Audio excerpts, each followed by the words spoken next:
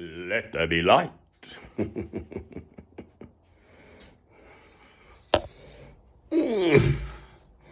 Creakety, creakety, creakety. Anno Domini. My mother used to say she never met anyone going in the other direction, so there we go. Let's see if the old cameraman works. Seems all right. Well done, cameraman. Very good. Right, now. The enemy within. I met my neighbour in Harpenden over a year ago now.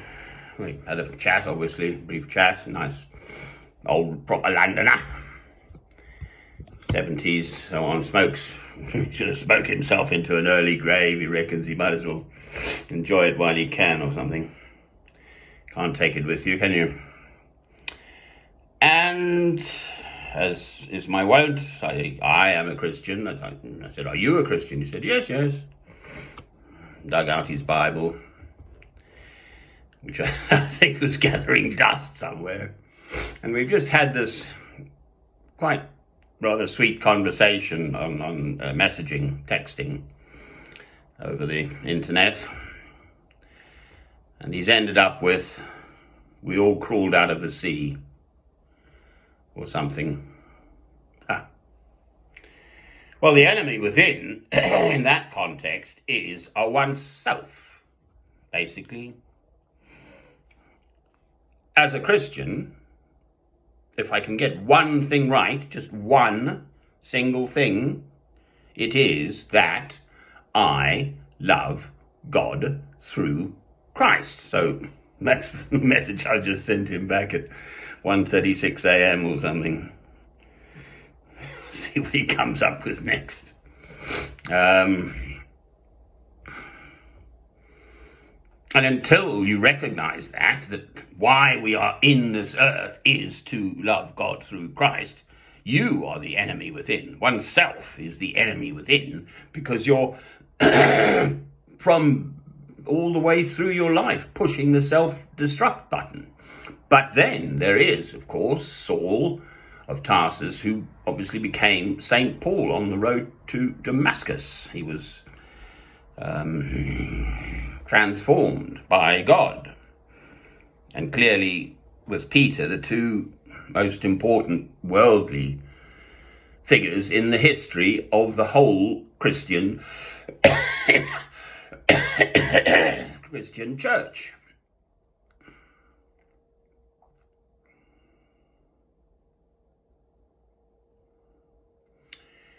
In our contemporary society now, to me, the enemy within, again, resides within the purportedly Christian West. I mean, we've been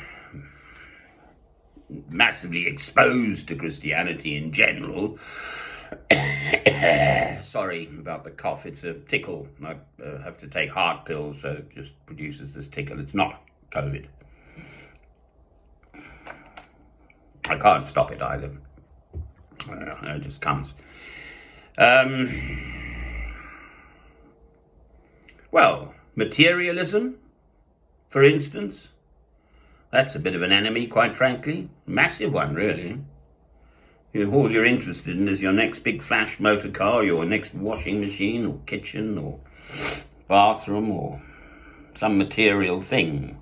Yes, we have to have a certain level of material well-being, as in the feeding of the 5,000, the feeding of the 4,000. Christ fed all those people first, before they could listen and see more clearly. I mean, he had compassion on them and fed them before he spoke, so they would be better able to hear God's word spoken by Christ. The Beatitudes, and so on. So the enemy within, there it is. We ourselves are the enemy within. We, in general, the Western world, are destroying, we're pushing the button to self-destruct by not acknowledging that God is the boss. That's the point. And until you recognize that, you're lost. You cannot have a house or a building without a capstone, without the important one stone that holds the whole thing up. The stone that became the capstone. I've just read the passage in, I think it's the letter 1 Peter.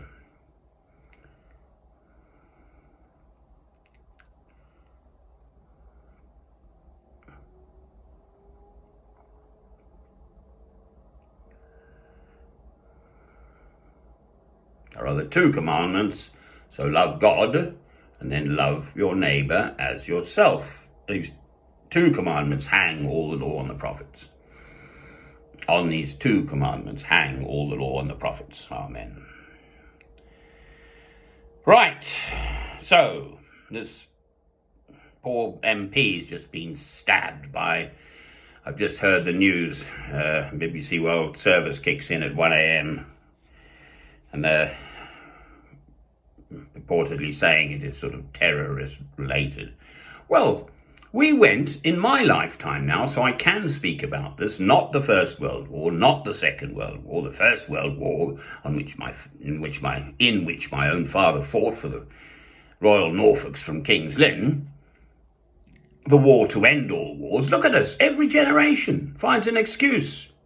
There are wars all around the world now. The world's awash with arms.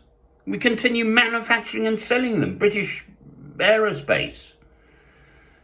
We're one of the biggest exporters of arms to the whole world. Britain. My country, for heaven's sake. It sickens me. Oh, if we don't sell them, someone else will. So the argument goes. Well, blech. Of course people are going to use them. What's the point of buying them if they don't use them? Yes, Minister, or yes, Prime Minister did a very good take on this. This arms business. I used to know Sir Anthony Wedgwood Benn, Tony Benn, the MP. He tried to fight from within the system about this, against the arms trade. There's something called the Peace Square in London, Tavistock Square, off the Marylebone Road, just across from Euston railway station. There's a cherry blossom tree and a great big 7 tons of Elter-water slate carved. It's for conscientious objectors throughout all time, whatever race, creed, colour, anything, who refuse to take up arms to kill. Excuse me.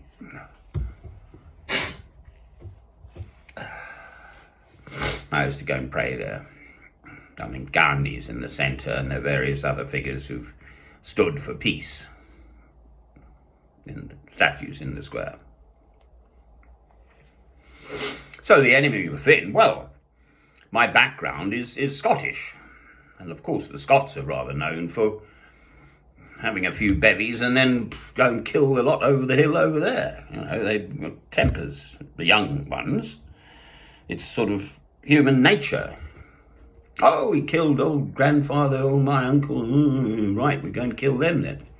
And on it goes, the cycle. Christ said, if they strike you on one cheek, give unto them the other cheek. Every single hair on the head of your fellow man, woman, and child is precious and special. Incidentally, I said, right to my beard here, look. Oh, God, does it burn? Boy, oh, boy.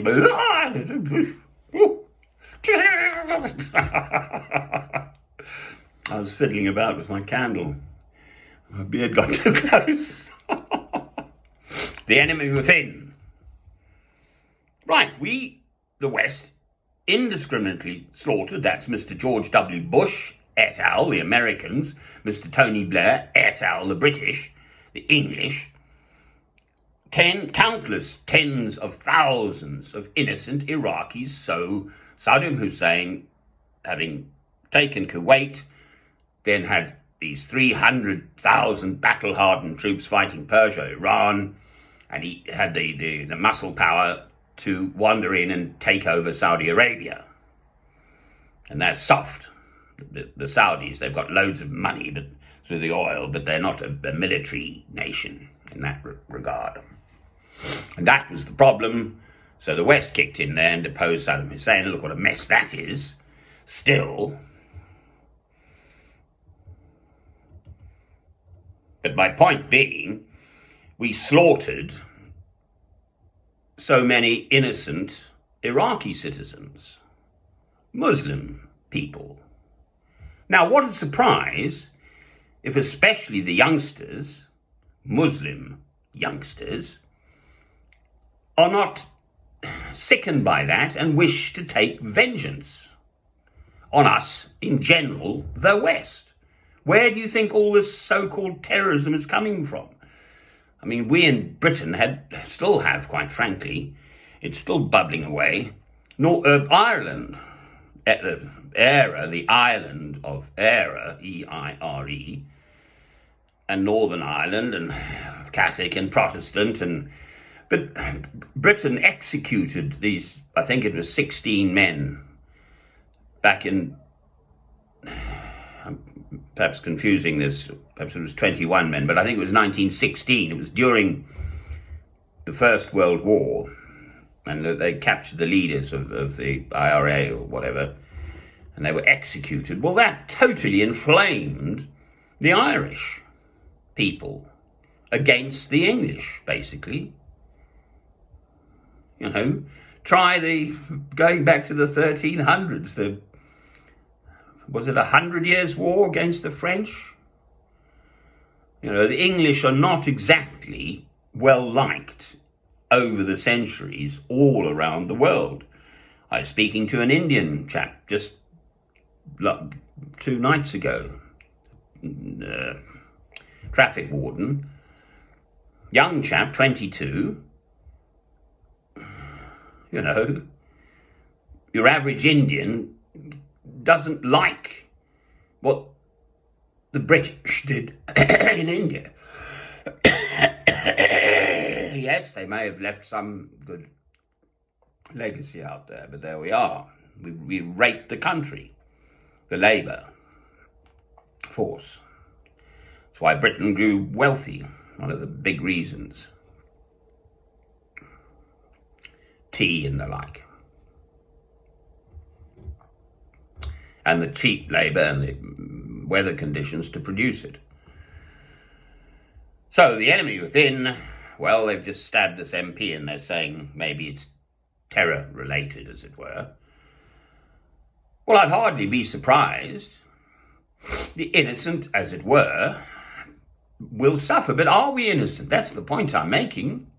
I am part of this society. I am British. My own family have done the usual. My own father, as I've already said, fought on the Somme in the First World War for the Royal Norfolks. My own mother's brothers, in their kilts, Scottish, of course, fought in the Second World War. And in fact, I was training to be a pilot through the Royal Air Force. When I was a youngster, I didn't go into the Royal Air Force. It was like a marketing exercise. But I got my pilot's license, and, you know, I liked the sort of RAF types, if you like. They tend to be just, I don't know, straight people.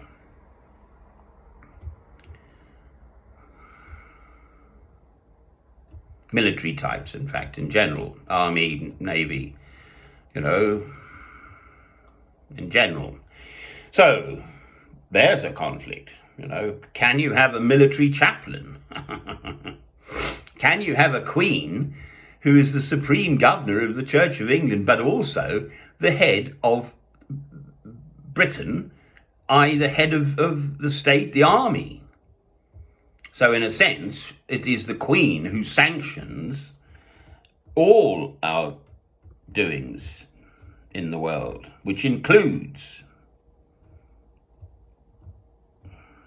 the second war, especially for me, the second war in Iraq, because I couldn't stop it.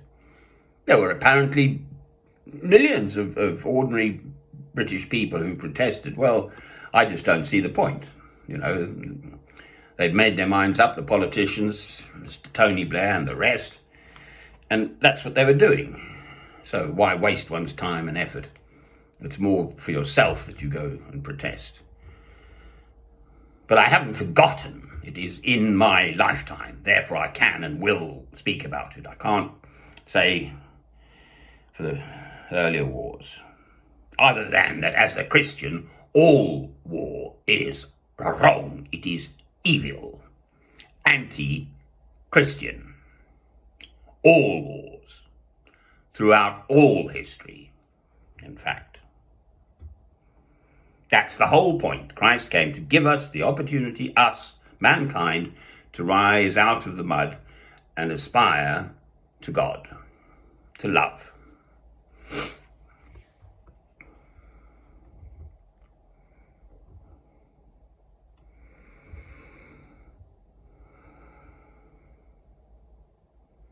And there's much worse to come.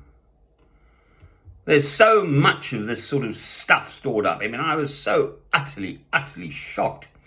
The Roman Catholic sisters, nuns in Canada,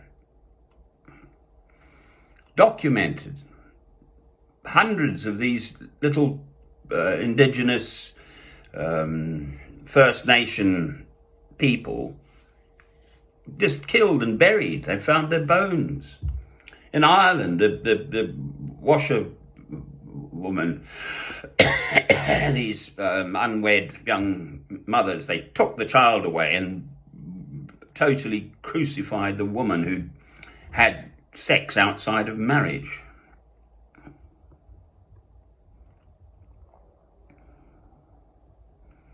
Well, God knows about everything. Everything we do, but everything we think as well. And if your thought processes go along the lines of doing the other human being down, then it is your thought processes which are the enemy. Amen. So that's the enemy within oneself.